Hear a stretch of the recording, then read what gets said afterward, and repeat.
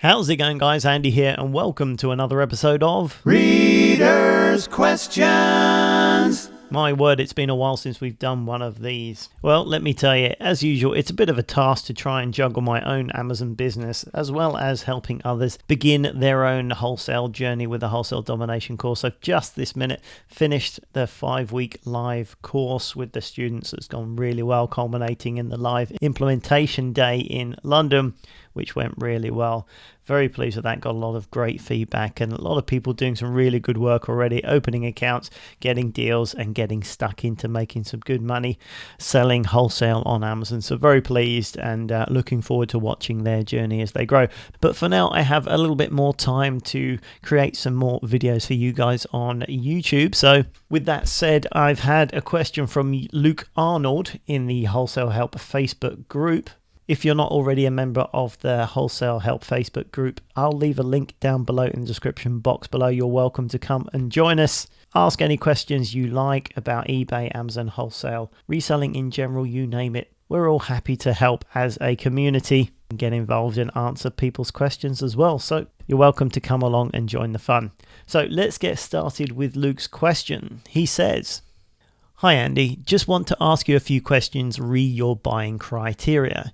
What is the highest BSR, bestseller rank, you would consider buying? What is the lowest minimum profit in pounds and percentage that you'll go down to? Do you only buy stock with a proven track record so you can make an informed decision? Would you ever buy a new product from a trade show, for example, that has no track record and the company won't give you exclusive rights to that product? As sometimes there are products that either have never been on Amazon or if they are, have zero data and therefore would be a gamble to buy as it may not sell well. Or you have to pay to advertise it and then potentially you've advertised it for everyone else to jump on once you've established it through PPC, etc. Any thoughts? Thanks in advance for your time. Cheers, Luke." Alrighty, thanks for the question, Luke. There's quite a lot to cover, which is why I decided to create a video for you rather than writing an essay on the Facebook group. So to begin with, I would say you always need to use the data to make your buying decision. It's what I teach. And I think it's very important to stick to that. That way you'll never go too far away from making a profit on Amazon. You need to use the Keepa data. It's the best and most reliable data available, KEEPA. I'll put a link down in the description box below. It is now a monthly subscription. It used to be free, but I think it works out about £13 a month roughly with the dollar exchange rate currently. And with that, you'll have access to all the past and present sales data for any Amazon product, or most Amazon products, it's fair to say. You need to become a scholar of that Amazon data. You really need to understand it up and down, left and right. Understand the nuances, how the bestseller rank moves as to how much is being sold at any given time. So you've got a good idea of the sales velocity of a product, understand the competition, and obviously you need to make sure you're making a profit. And in terms of how much profit, that's down to you. Ultimately, some people are quite happy to have a high turnover and a lower potential profit and make their money in the volume game. Other people would rather have a lower turnover, slower sales, and make more profit per item. Personally, I don't really like going below sort of £5 really. £3 is a max if it's a good, strong selling product, because you can easily get into trouble if someone else moves in at that stage. You've got nowhere else to go for your profit. So I don't usually go down to those areas, except if I have very little competition or no competition and it's a regular selling item, in which case I might take £3, £3.50 profit for an item.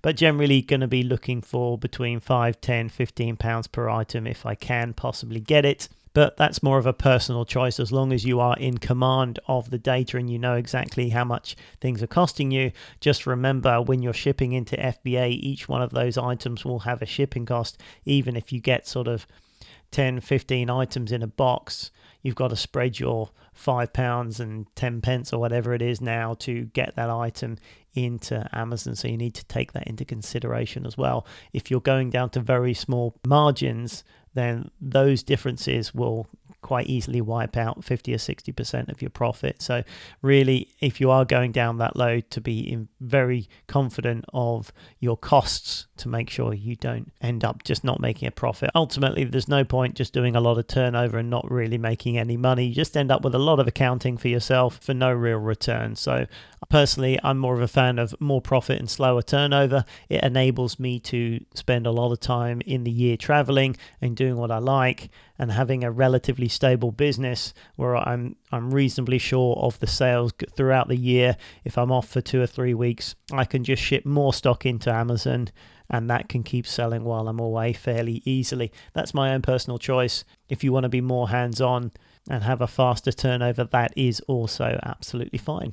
Question number 3, do you buy stock with a proven track record so you can make an informed decision? Yes, use the data. There's no point reinventing the wheel, Luke, at this stage. You need to make sure that you're buying something with a proven sales volume, that you will continue to do so as far as you can tell from the data. There's no point saying, well, I hope it will sell, I think it will sell, because you end up tying up a lot of your buying budget in stuff that might not move at all. Use the keeper data, buy stuff with a decent sales volume. You can see proven track record. So you need to understand how that works. You need to understand the BSR, the bestseller rank for each individual product, because the BSR will be different depending on each category. It's worked out over the number of products that are in that category. So if there's more products in a category, for example, books, where there are millions of books, a bestseller rank of 1 million is not horrendous, but a bestseller rank of 1 million in toys would be probably never ever sold. So you need to understand the bestseller rank for each individual category. From these sort of questions, I would say, look, you've got a reasonable amount of learning to be done. YouTube has a lot of videos on this type of thing, understanding bestseller rank. I've got a few on YouTube. You can look them up. If, however, you want the fast track, A to Z, start to finish, then you can take my online FBA Academy course. I will put the link down in the description box below, where I will take you through the process from start to finish, from opening an Amazon seller account, understanding the BSR, the bestseller rank, learning how to use the keeper data to make informed buying decisions every single time. So if you're interested in that, click the link down below, which will take you to a video that will give you a little bit more information about that, and an order button where you can buy that at any time, night or day.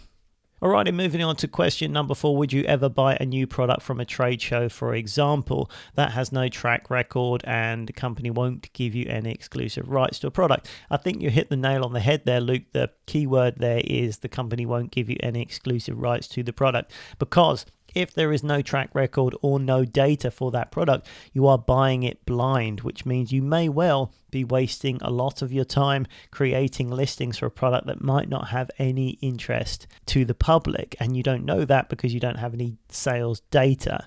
You can use other ways of doing it. For example, you can find related products that are similar to that and see if they're listed on Amazon, how well they're selling. Look at the feedback that people are giving that product, things like that, so you can maybe get a bit of an idea.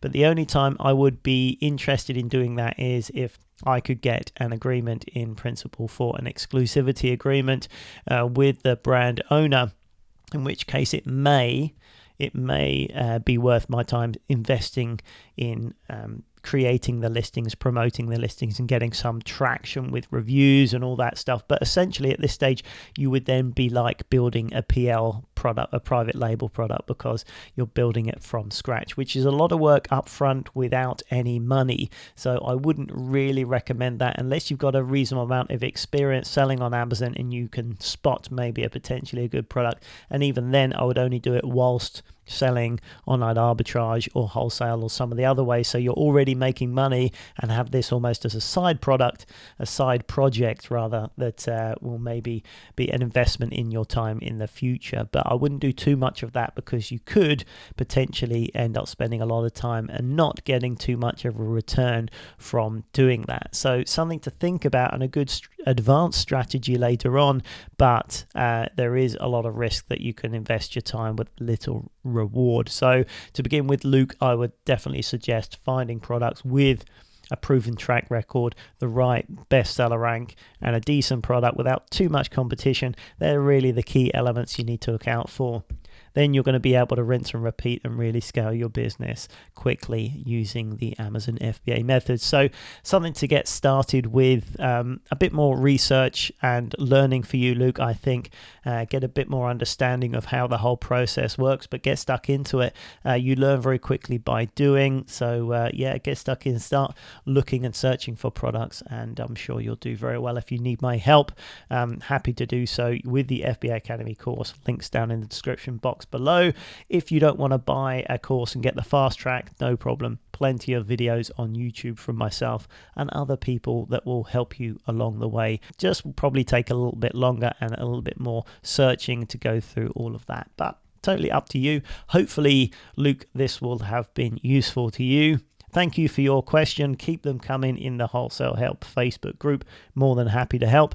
And until next time, thank you very much for watching. My name's Andy Lawrence, and I will catch you on the very next video. Bye for now.